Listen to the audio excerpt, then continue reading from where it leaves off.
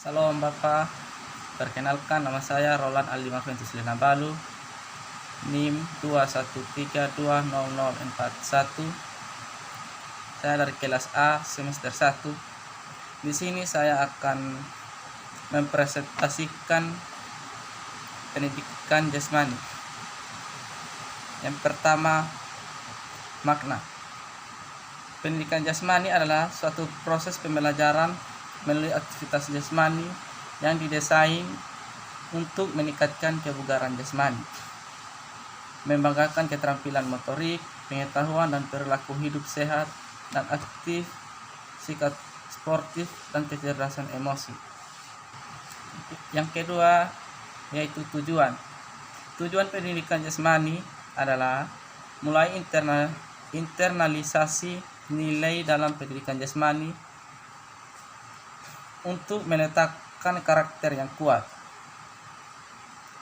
atau membangun landasan kepribadian yang kuat, sikap cinta damai, sikap sosial dan toleransi dalam konteks kemajuan budaya, etnis dan agama. Di sini masuk pada materi yang kedua. Saya akan praktekkan tentang psikologi. Psikologi adalah ilmu yang mempelajari tingkah laku dan pengalaman manusia berolahraga dalam berinteraksi dengan manusia lain dan dalam situasi sosial yang merangsangnya, atau mempelajari tingkah laku manusia dalam olahraga secara garis besar. Ruang lingkup psikologi olahraga meliputi dua hal, yaitu belajar keterampilan gerakan dan kunjung laku. Penerapan psikologi ke dalam bidang olahraga ini adalah membantu gerakan bakat olahraga yang ada dalam diri seseorang dapat dikembangkan sebagai tanpa adanya hambatan dan faktor-faktor yang ada dalam kepribadiannya. Masuk pada materi yang ketiga, yaitu menjelaskan dan memahami dasar-dasar sosiologi pendidikan jasmani. Sosiologi adalah ilmu yang mempelajari manusia, kelompok manusia, aktivitas manusia dalam kelompok dan dalam lembaga masyarakat, serta asal mula dari suatu masyarakat.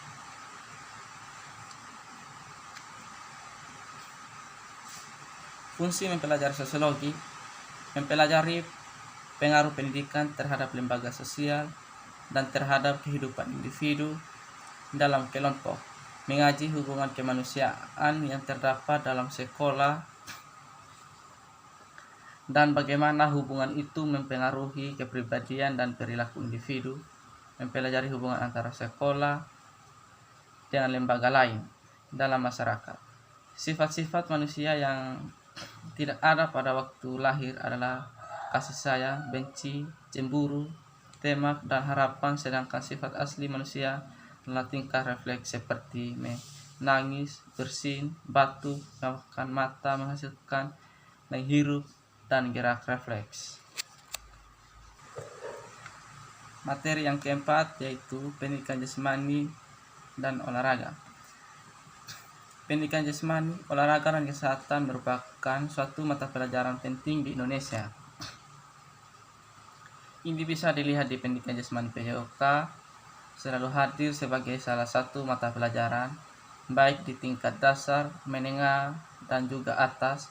Kehadiran memang bukan yang utama, tapi merupakan faktor penting dalam mempengaruhi tubuh kembang anak.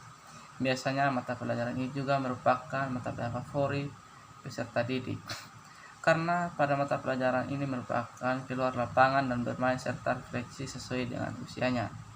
Beberapa pertanyaan seperti sejak kapan pendidikan jasmani ke sekolah?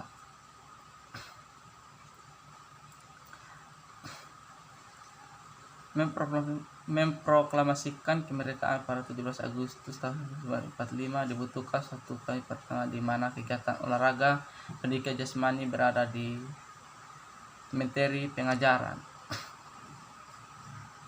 Pada waktu itu pendidikan jasmani digunakan di lingkungan sekolah, sedangkan olahraga digunakan untuk kegiatan olahraga di masyarakat yang berupa cabang-cabang olahraga dengan dibentuk Kementerian Pengajaran.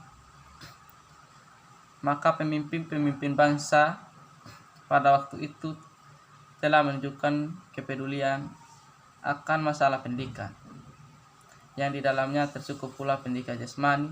Namun karena baru taraf penataan, maka kegiatan pendidikan jasmani yang diatur oleh Kementerian Pengajaran belum banyak begitu disasarkan istilah gerakan badan, masih banyak dipergunakan di sekolah dasar maupun di sekolah menengah. Pada materi yang kelima, yaitu menjelaskan filsafat pendidikan jasmani. Filsafat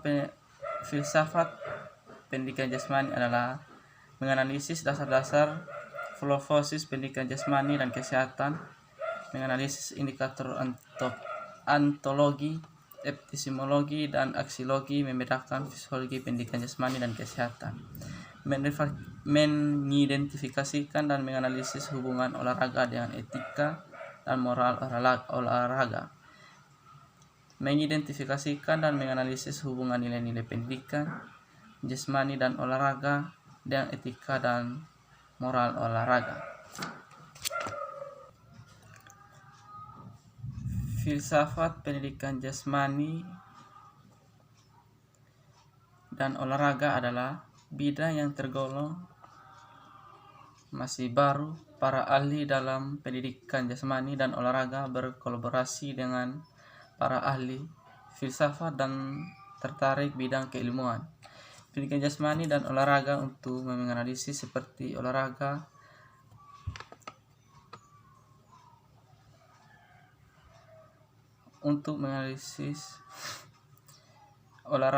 gerak manusia, dan perspektif filosofis. Kata filsafat berasal dari bahasa Yunani yaitu philos dan sophia, kebijaksanaan. Kata ini dapat diartikan sebagai cinta akan kebijaksanaan. Filsafat bermula di Yunani lebih dari 2500 tahun yang lalu. Kata asli berarti pengetahuan atau cinta kebijaksanaan. Ada 3 hal yang mendorong manusia untuk berfilsafat. Berikut diantaranya: 1. Keheranan atau taumasia. Mata kita memberikan pengamatan bintang-bintang, matahari, dan langit-langit Pluto. 2. Kesaingan. Augustus atau Despas menunjukkan kesaingan sebagai sumber utama pemikiran manusia. Heran, kemudian ia meragu-ragu apakah ia terlebih tipu dengan panca inderanya. 3. Kesadaran keterbatasan. Ketika manusia menyadari betapa kecil dan lemahnya ia dibandingkan alam semesta di sekelilingnya. Pada materi yang keenam, yaitu menjelaskan dan memahami dasar biologi pendidikan jasmani. Dasar biologi penjas manusia bergerak didukung oleh sistem yang ada dalam tubuh manusia. Ada 10 sistem, yaitu sistem kerangka, otot, peredaran darah, pernapasan, saraf, pencernaan, pembunuhan, endokrin, pembungkusan, dan reproduksi. Sistem yang ada di saling terkait untuk mendukung adanya gerak. Sistem kerangka. Sistem kerangka yang mempunyai fungsi untuk membentukkan tubuh manusia, melindungi organ-organ tubuh yang vital, merangkatnya otot-otot tubuh. Kerangka manusia terdiri dari berbagai macam dan bentuk tulang yang saling berhubungan satu dengan lain, yang disebut sendi, sehingga mungkin untuk bergerak.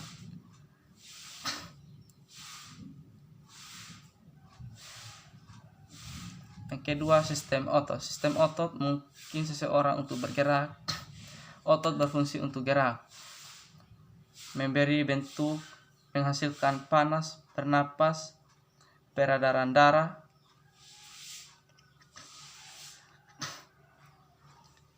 Sistem peredaran darah. Sistem ini berfungsi sebagai alat transportasi dalam tubuh yang mengangkut darah dan oksigen ke seluruh sel tubuh dan membawa kembali materi yang tidak diperlakukan oleh sel tubuh. Sistem pernafasan. Sistem pernafasan berfungsi untuk membawa oksigen ke tubuh dan mengeluarkan karbon dioksida dan zat lain dari tubuh. Sistem saraf. Sistem saraf adalah pusat kontrol tubuh manusia dari otak, sumsum tulang belakang, saraf dari otak. Unit dasar dari sistem saraf adalah sel yang saraf atau neuron. Ada 3 jenis, yaitu neuron indera atau sensori, neuron gerak atau motor, neuron tengah atau intermedia. Sistem pencernaan. Sistem pencernaan berfungsi untuk menyimpan makanan agar dapat diserap dan dibawa ke seluruh sel tubuh. Sistem pembuangan. Bahan yang tidak berguna seperti sisi pembakaran di dalam tubuh harus dibuang melalui sistem pembuangan. Pembuangan ini melalui beberapa alat, yaitu paru-paru, kelenjar, keringat, bong pinggang, ginjal, dan limpa. Sistem endokrin. Ada 2 jenis kelenjar yang dalam tubuh, yaitu kelenjar dan pembuluh dan kelenjar tanpa pembuluh. Kelenjar tanpa pembuluh disebut kelenjar endokrin dan menghasilkan zat atau hormon. Sistem pembungkusan. Kulit yang selaput dari tubuh dikelompokkan untuk membungkus sistem pembungkusan.